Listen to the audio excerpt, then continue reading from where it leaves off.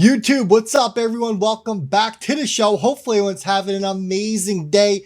You're in for a good one right now. This is massive, what we are about to go over. I'm telling you right now, you're not ready for what's coming in this episode. Blackrock, Ripple moving together to tokenize real world assets on the XRP ledger. Let that sink in for a second. The world's biggest asset manager controlling 10 trillion. 10 trillion, everyone. And the company that has been building the backbone of the next financial system, they're about to merge worlds. This isn't hype. This is the end game for blockchain adoption. I mean, we're talking about tokenizing everything, stocks, bonds, real estate, even ETFs directly on top of the XRP ledger. And if you think that's far off, well, think again. Because what's happening right now proves that every major financial institution is racing at this point to position itself before the system goes live. So in this video, here's what I'm breaking down. Why Ripple and BlackRock are about to flip the switch on global finance, and how Sony, the Fed, and Nigeria's central bank are quietly preparing for it. You better stay locked in, because by the end of this, you're going to understand exactly why XRP, it's about to shock the world. And we're going to start right here. Sony's bank subsidiary, Connectia Trust, they just applied for a US crypto banking charter. How interesting is that? What does it mean? I got you.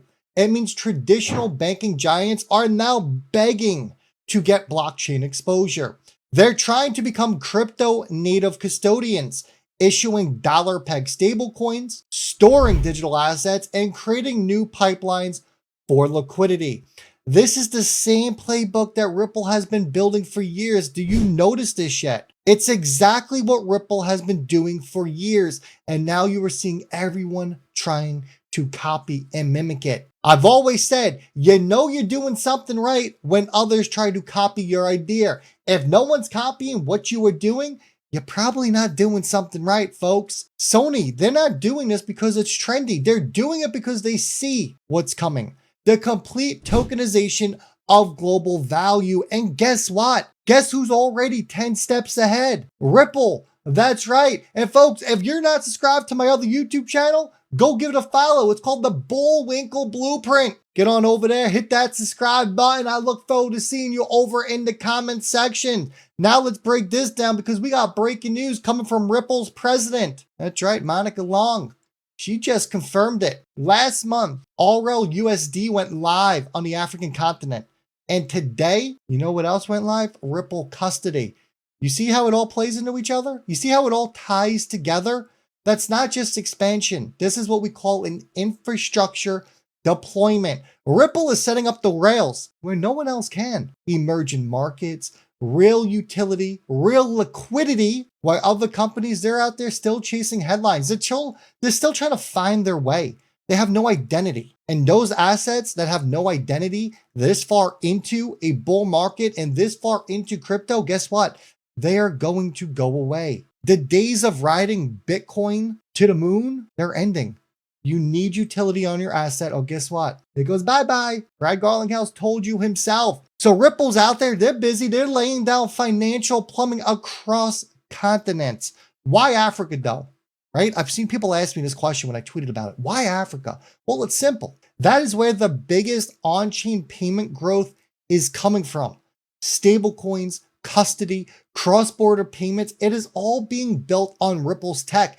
It's not theory. It is happening right now. Ripple confirmed it themselves, right? Ripple actually confirmed all of this, folks. And look, if you're looking to capitalize on these moves while they're all unfolding, we got a few private sessions left for next week where I break down my positioning, the tokenization wave, what I'm accumulating, what I'm avoiding, and why. This isn't posted publicly, folks. Too many front runners out there. Too many people try to copy what I'm doing. But you know, it's an ultimate, it's a compliment to me. So if you want that insider level clarity before the next run, well, hit that link down below. RippleBullwinkle.com. Book a call. Get it done. Spots limited. When it's gone, then gone. Now enter this banking charter approval. This is going to get interesting. Okay. We got Ebor Bank, which was just approved by the OCC for a digital asset banking charter. Now you're asking yourself, but why does this actually matter? Because this now opens the door for Ripple to be next. Garlinghouse, he's been playing 4D chess for years. Ripple doesn't need to fight the banking system. They're becoming part of the banking system. Once Ripple secures that charter, guess what? It's game over. They'll be able to not only custody assets, they'll be able to issue stablecoins, and then they'll be able to directly connect with the Fed's payment rails. This is where the XRP ledger becomes the financial internet. Programmable money at the institutional level. Talking about Ripple and Hidden Road, well, Garlinghouse was just at the old DC FinTech 2025, and he dropped a very powerful hint about Ripple's partnerships, especially with Hidden Roads. Now, before I play this segment, if you don't know who Hidden Road is, they are a prime brokerage that is backed by Citadel. They are built to bridge your traditional markets with crypto liquidity. Listen to Brad here when he speaks on it. 80% of Ripple's hiring between 2001 and 2004 was non-US, because that's where our customers were. Our customers around the world were leaning in. The customers in the US were, like, we gotta be careful.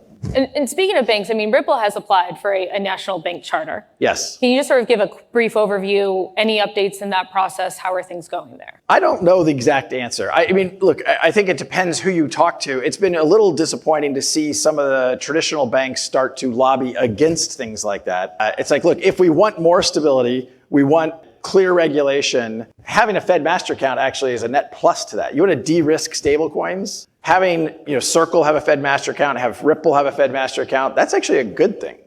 And held to the same regulatory standards as a bank. Great, we're in. We feel like we're already doing that.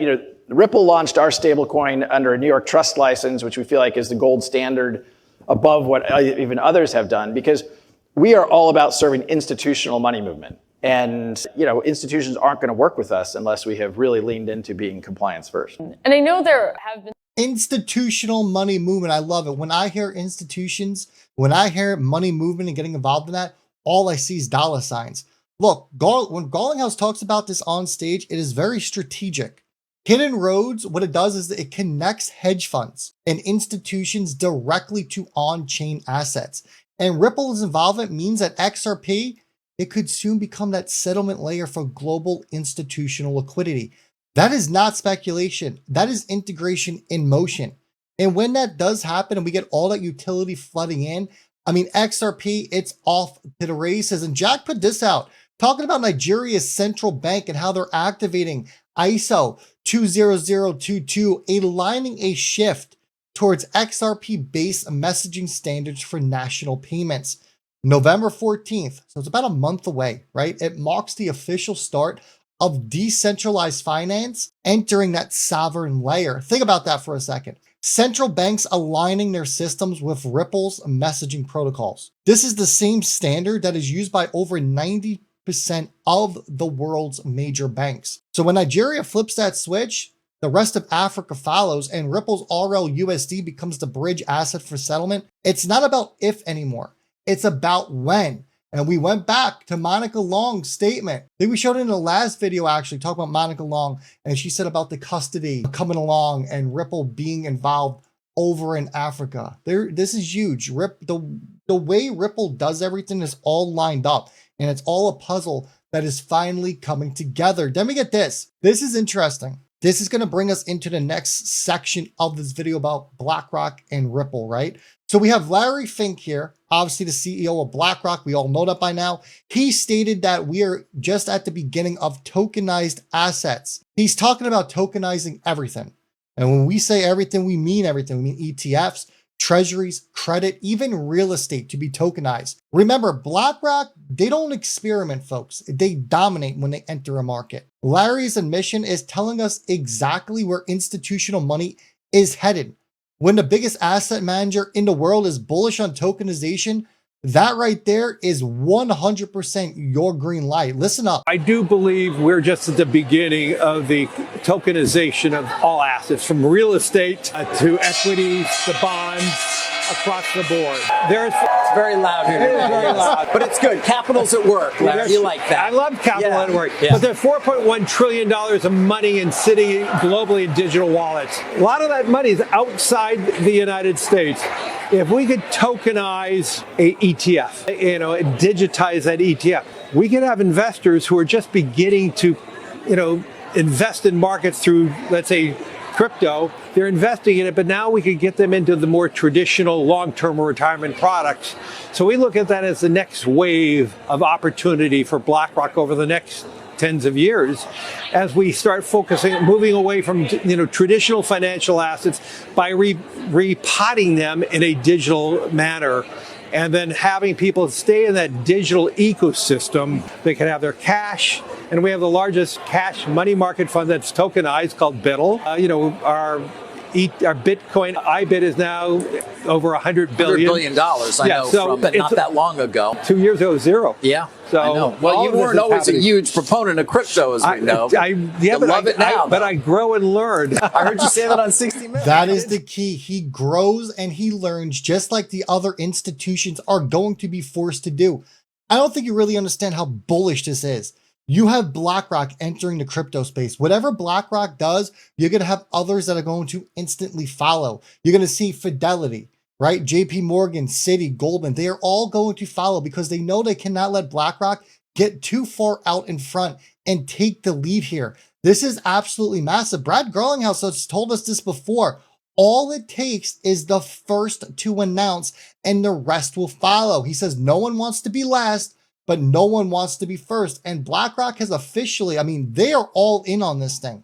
They are all in on crypto. They went from 0 to 100 billion in 2 years on their BlackRock ETF. And then this is where it gets crazy. Jack put this out there. Rumors are flying around that BlackRock is about to announce a partnership with Ripple to tokenize assets on the XRP ledger. Now, you just saw that clip we went over. Larry Fink is telling you they're going to tokenize everything. Jack puts this out, but this isn't random, right? Ripple already has the tech, the compliance, the stablecoin, and the global network here. BlackRock has about $10 trillion worth of assets. Together, they can tokenize the entire global financial system overnight. Now imagine this, institutional grade ETFs, stablecoins, and tokenized funds all settling in real time on XRP. That's not a dream. That is a plan. I want to remind you right here, who is speaking at Swell a little than a month away. This is Maxwell Stein. He's the director of digital assets at BlackRock, everyone. But I want to remind you this, because is this rumor that crazy? Who remembers this announcement that came from Ripple? It came from Securitize, it came from BlackRock, and it came from Vanguard. We had 4 sources announcing this. So you got Ripple, Securitize, BlackRock, and Vanguard all announcing that they are working together to tokenize money market funds, a sector worth over 7.4 trillion. So Ripple's working with BlackRock already to tokenize money market funds. Why wouldn't BlackRock continue to work with them to tokenize ETFs, to tokenize real estates, to tokenize everything, if they already have the network set up and the tech integrated and they are already tapped in? Well, the answer is, of course they would. They're not going to use the XRP ledger just for money markets and then go to Ethereum for ETFs. They are going to run everything through one neutral network, and they are already working with the XRP ledger, and they are working with RLUSD as announced on both Ethereum and the XRP ledger, according to Ripple and Securitize. So this partnership right here, it lets investors redeem those funds directly on chain using RLUSD. That's not crypto adoption. That is the new Wall Street you were looking at right here. BlackRock and Ripple, they are fusing the traditional finance, you probably heard the term TradeFi, and blockchain into one unstoppable system. And XRP, well, XRP is your settlement layer underneath it all, folks. That is the digital oil that moves tokenized value across the globe. Instant, compliant, and scalable. Right now, you are watching the biggest wealth transfer in modern history happen in real time. Sony Bank, Earbor, Nigeria, BlackRock, Ripple, these aren't random stories. They are pieces of the same exact machine. This system is being rebuilt, and XRP, well, it's becoming the foundation. So when you hear that BlackRock and Ripple are tokenizing assets on the XRP ledger, you shouldn't treat it like another headline. Treat it like a moment in history, because when this switch flips, everything is going to change. Stay ready, stay early. I'm going to see you at the top. Hit that subscribe button and smash that thumbs up. Let's send this video out to everyone in the crypto space. The XRP era, it has officially begun.